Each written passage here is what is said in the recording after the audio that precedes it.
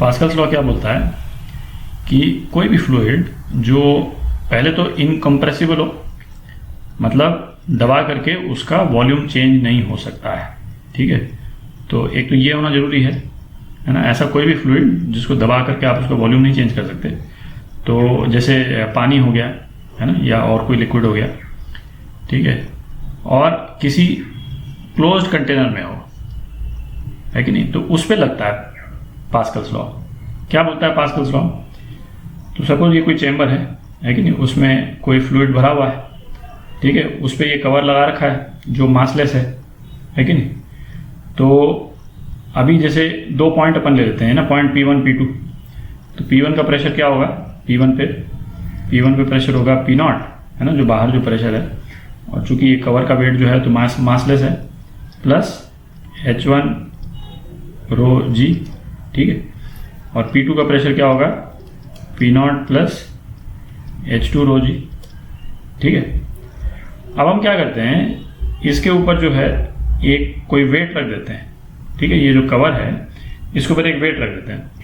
अच्छा, सपोज इसके ऊपर हमने एक मास रख दिया, मास M रख दिया, ठीक है। और इस कवर का एरिया यदि A है तो हमने कितना प्रेशर ऐड किया?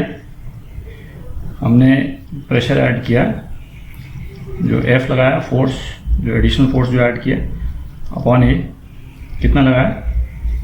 mg अपॉन A, ठीक है। इतना एडिशनल प्रेशर जो है हमने इस फ्लूइड पे दिया। तो पास्कल प्रिंसिपल क्या बोलता है कि ये एडिशनल प्रेशर जो है वो uniformly through out the liquid जो है, थ्रू आउट द फ्लूइड जो है वो कम्युनिकेट हो जाएगा। तो क्या मतलब निकला कि P1 का जो न्यू प्रेशर जो है, P1 पॉइंट पे नया प्रेशर क्या हो जाएगा? P0 प्लस H1 रो G प्लस डेल्टा P। तो P1 पे भी ये डेल्टा P इंक्रीज कर गया सेम अमाउंट, ठीक है। P2 पे क्या हो जाएगा?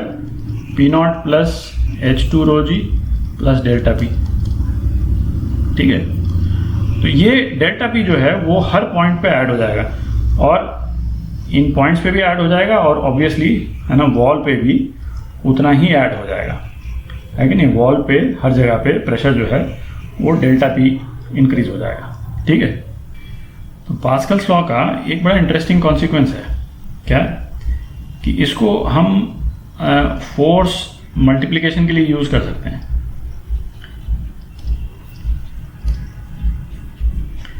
ठीक है।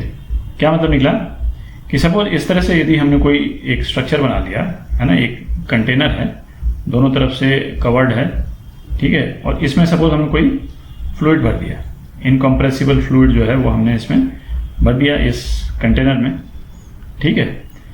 और एक साइड का एरिया जो है वो बहुत कम है, इसको हमने AI बोला है ना, input side, area of input side, और दूसरे साइड का एरिया जो है वो ज़्यादा है कि नहीं, इसको हमने AO बोला है, आउटपुट साइड, ठीक है। तो ये क्या बोलता है, पास्कल्स लॉ क्या बोलता है?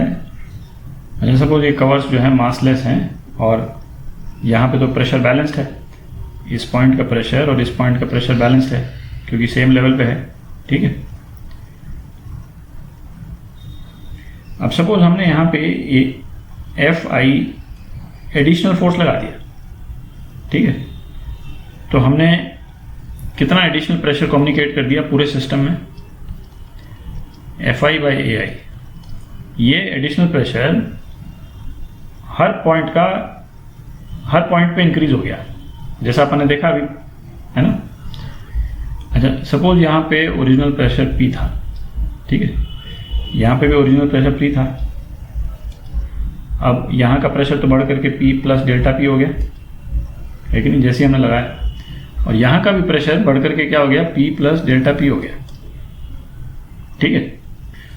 तो ये एडिशनल प्रेशर जो डेल्टा P का है, ये अब ऊपर की तरफ फोर्स लगाएगा, है कि नहीं, ऊपर की तरफ एडिशनल फोर्स लगाएगा। कितना एडिशनल फोर्स लगाएगा? F आउटपुट जो है वो हो जाएगा delta P into area of output, है कि नहीं, ये AO हमने लिखा है ना, आउटपुट साइड, ठीक है। तो FO कितना हो जाएगा? AO upon AI into FI, ठीक है। तो ये बड़ा इंटरेस्टिंग रिलेशन है कि आप नहीं, यदि सपोज यहाँ पे 100 न्यूटन फोर्स लगाया है कि नहीं, और यदि दोनों साइड्स का एरिया का रेशो जो है यदि सपोज 100 है कि नहीं, AO अपॉन AI यदि 100 है, तो यहाँ पे जो एडिशनल फोर्स जो लग जाएगा वो 10,000 न्यूटन फोर्स लग जाएगा। ठीक है, तो ये प्रिंसिपल है ना, पास्कल्स लॉ जो है ना, इसको वो यही बोलते हैं। तो इसके फिर एग्जांपल्स वगैरह करेंगे।